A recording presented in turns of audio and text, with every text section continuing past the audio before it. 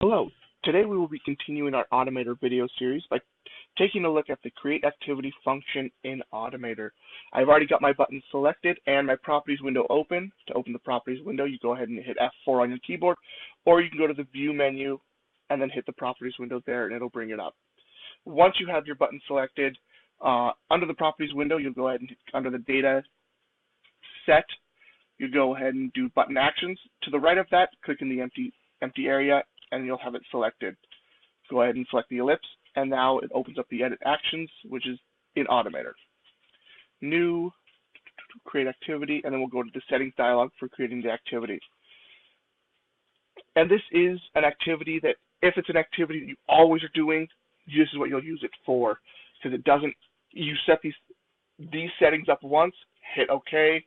Once it's saved, anytime you hit that button, it'll create that same activity over and over and over again.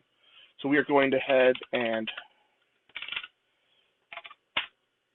build this button just to remind me to build Automator or make Automator videos.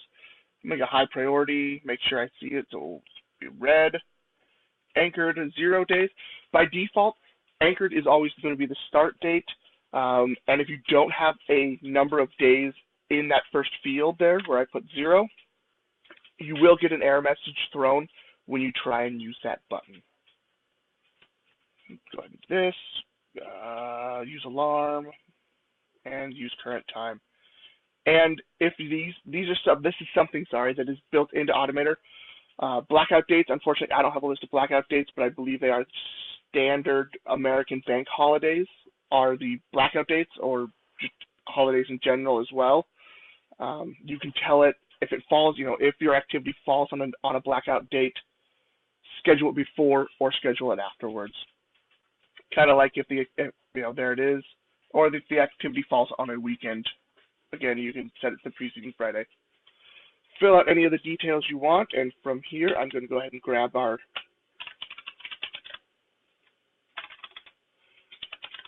social media field there in the background.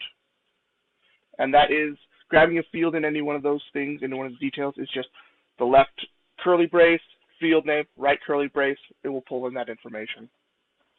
Hit OK, close this, save, and let's go ahead and test our Automator button. And if I did this right, I should end up with an alarm popping up immediately. And there's my alarm. And we'll jump over the Activities tab set to today. And there's the Automator button, or the Automator button created activity for the day. Thank you for attending. Again, follow us on Facebook at DesignR1 Software. Follow us on Twitter, DesignR1 LLC, and also subscribe to our YouTube channel. Thank you. Thank you for watching. Look forward to the next video.